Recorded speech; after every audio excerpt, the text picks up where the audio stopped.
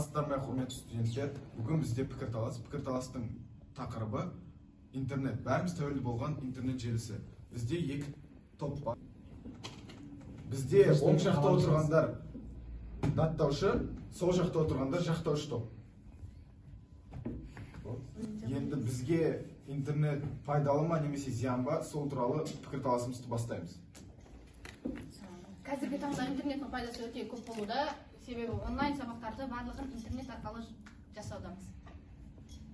Интернеттің зиян жақтары, мысалы үшін қазіргі таңда болып жатқан жағдайлар, мысалы үшін әсіресе балдарға, адамдарға зиян тиіп жатыр. Соны біле аласыңдар ма? Ja, білеміз. Не дегенмен бәрібір қазіргі таңда интернетсіз көбісі интернетке тәуелді. Барлығымыз қазір интернетпен өтудеміз, сабақты да, басқасында. Көбінесе әке-шешемен хабарласу, ата-анамен хабарласу кезінде де интернет бізге көп қажет болады. Сигнал сайға? Қысқадан айтып өтейін. Қазір елімізде болып жатқан жағдайларды барлығымыз білеміз. Барлығы қашықтықта оқып жатыр, қашықтықта жұмыс істеп жатыр. Интернеттің өте зор көмегі болып жатыр. Барлығымыз үйде отырып, любой местоположениемізді қарамай, жұмысымызбен, сабағымызды барлығын бірде алып, қиыншылықсыз өткізіп жатырмыз. Енді интернеттің зиян жақтарын айтатын болсақ, қазіргі таңда көп адамға зиян тиіп жатыр. Мысалы үшін қазір қойылып жатқан телевизиялар, көп барлық нәрсе адамның миын улап жатыр. Соны сендер білесіңдер ма? Иә. Но улағанмен де қазіргі таңда бізге ол өте керек нәрсе да. Біз карантин болып жатыр, например, карантинде алшақтықта оқу болып жатыр. Если біз интернет болмаса, біз ол сабақтардан қалып едік та, біраз нәрсені білмеуші едік. Сол интернеттің арқасында біз біраз нәрсені біліп жатырмыз, керек нәрселерімізді алып жатырмыз. Оны шегімен қолдана білсек, интернет бізге пайдалы. Оны шегімен қолдана алмаған жастар да бар ғой? Ата-анасы қара болған шегімен, ата-анасы жұмыста болады. Әрбір адам өзі ойланып соны шегімен істесе. Енді былай қараймыз. Үлкен адам өз шегімен қолдана алады. Дұрыс па? Өзінің ақыл санасы бар, өзі ойлана алады, дұрыс па? Ақыл тоқтатқан адам. Ал кішкентайларға келетін болсақ, ата-ананың обязанности бұл баланың не істеп жатқанын барлығын қадағалау керек. Не көріп жатыр бұл телефонда, қандай сайттарға кіріп жатыр, дұрыс па? Уақытым жоқ, анау-мынау жұмыста болдым деген сылтау болмайды. Өйткені сен баланы дүниеге әкелдің ба, тәрбиесі де, оның болашағы да сенің қолыңда, сенің мойныңда. Это твоя обязанность, это твоя ответственность, дұрыс па? Соны істеу керекпіз. Мысалы үшін соның ата-аналар бар, кейбір ата-аналар баласына көңіл бөле алмайды, жұмыста болады. Азанда кетеді, кешке келеді. Мысалы үшін ата-ана да шаршайды, жұмыс істегеннен кейін бәрібір балаға бір күн көңіл бөледі, екі күн көңіл бөледі, үшінші күні болды ғой бала. Жұмыста қандай не істеп жатқанын ата-ана да біледі ғой. Жұмыста болмаса да, негізі үйде болса да, бала жыласа, оны тыныштандыру үшін жай ғана сотканы ұстатып қоя салады. Мысалы үшін сотканы ол бала не істейді? Бөлмеге кірген тексермейді, ата-ана көрмейді. Енді ол жағын былай айтайын. Тексермесе, көрмесе, ол жағы өзінің несі ғой, дұрыс па, өзінің жұмысы. Бірақ әр ата-ана баланы дүниеге әкелгеннен кейін өзі ойлану керек. Ана жерде, ойбай, ауырып қалдым, ойбай, ана жұмыстан келдім, былай деген әңгіме болмайды. Так как он взял на себя ответственность, прежде чем женился и рожать детей. Дұрыс па? Оны барлық ата-ана түсінбейді.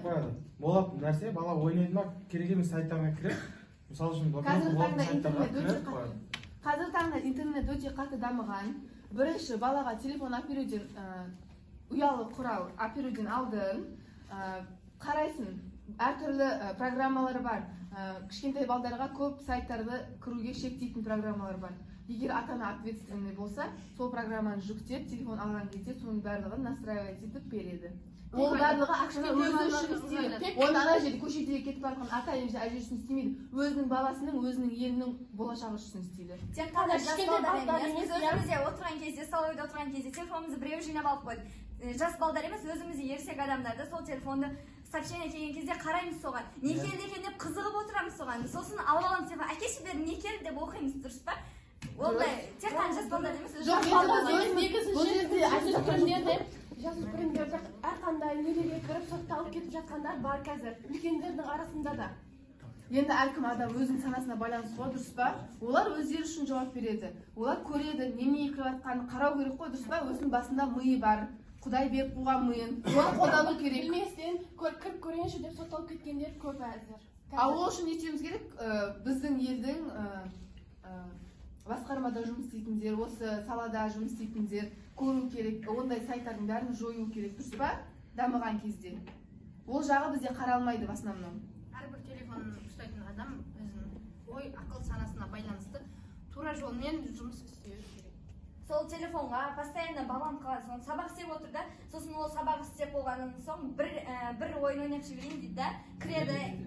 Мысалы мен ойын ойнамаймын, олай Тек сен ойнамайсың ғой, Бұл жерде өзімізді немесе туысқанымызды мысалға келтірмей-ақ қояйық, бұл жерде барлығымыз общий болып жатқан нәрсені айтайық. басында айтып жатырмын да, сендер басқаларды бұл жерде қосып, олай не істеп кетудің ұрыс шығарудың керегі жоқ деп. ушырап жатқан Енді бұл жерде өз басымызды мысалға келтіретіндей, бұл жерде өз басымызды мысалға келтіретіндей, барлық адам сен сияқты емес. Бұл жерде барлық адам сен сияқты емес. Сол үшін өзіңді мысалға келтіруге болмайды, және біреуді барлық адам көп та, и все разные. Поэтому должны пример приводить то, что много используют, и то, что много получается.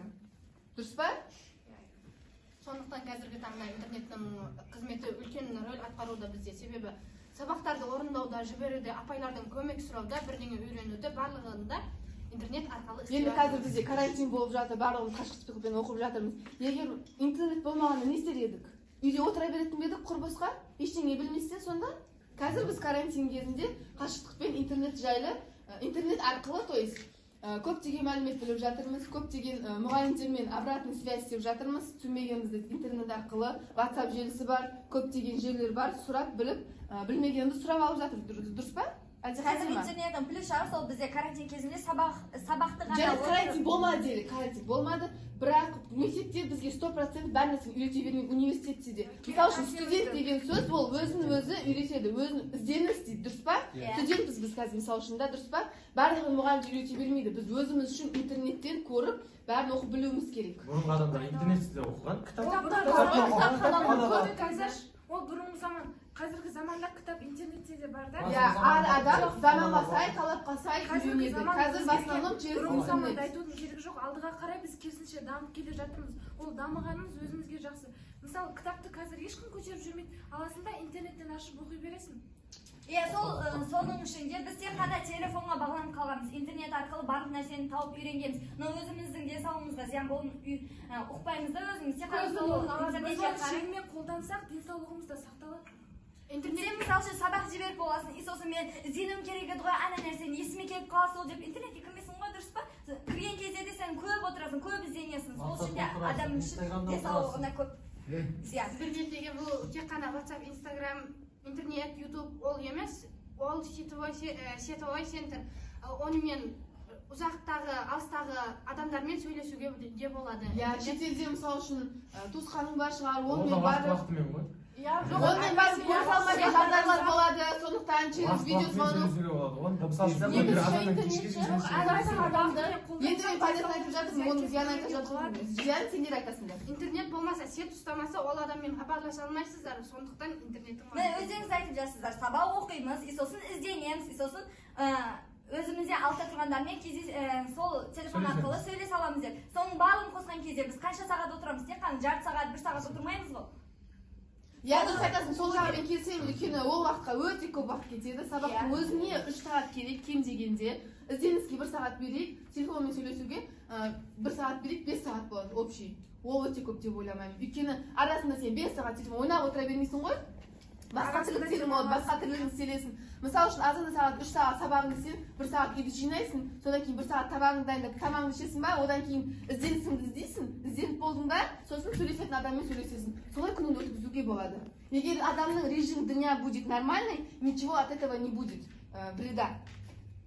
Сол үшін де қазір барлығы өйтіп істеген жоқ қой. Тек қана өзіміз де емес, басқалар да примерно өзіміз жасаймыз сол істерді, режиммен істейміз, ал басқалар барлығы олай істеген ғой. Білмейтін адамға сендер соны үйретулерің керек, былай істеу керек. Өздерің уайымдайды екенсіңдер, значит, басқа біреулерге, онда білмейтіндерге, анаң болсын, атаң болсын, інің сіңлің, көршің болсын, кім болса да үйрет, осылай істеу керек, былай болмайды деп, үйінде тамақ ішіп отқан кезде бәрін бас қосылған кезде айтуға бола ма? Болады. Сен біледі. Бірауыз айтамын, шақауыз айтамын, сосын олар бәрін өздеріне принять етіп алмайды ғой, олар өздері біледі, біздің адам жоқ түсінеді бәрі. Если сіз оған айтсаңыз, қайта айта беретін болсаңыз, Сен телефон ойнамайсың, өте жат ойнайсың ғой. кішкене болсын ол адамның миына барады да, мақұл оның ішінде қаншама зиянды нәрселер бар шығар, онымен келісем, бірақ чем зиянынан көрі оның пайдасы көбірек қазіргі заманда. Жоқ, негізі тең. Тең емес. Оның пайдасы көбірек. Жоқ, зияны да көп. Зияны да көп. Ол адамның санасына қолданғанына қарап, дұрыс па? Қалтаңда тұрғаның өз зиян саған. Соны білесің ба? Қалтаң тұрғаның Сіздер өз қараңыздар, мына зиян жерде саған. телефон зиян, интернет зиян деп мына жерге бізге қарсы шығып жатырсыздар, дұрыс па? Өздеріңіз не үшін телефон қолданасыздар онда? Телефондарды қолданбаймыз да қолданбаймыз деп қойыңдар. Өтірік соқпаңдар. Постоянно қалтамды алып жүрміз, бір жерге барып алып барамыз. Қолданбаңдар онда. Біз енді бүгін пікірталаста зиянды жақтарын да білдік, пайдалы жақтарын да білдік. Бірақ бұл өз жолымен қолданса телефон, әрі интернет өз орнымен қолданса, онда зиянды тең болады, пайдасы да тең болады. Сондықтан бүгінгі пікір сайыста достық жеңді.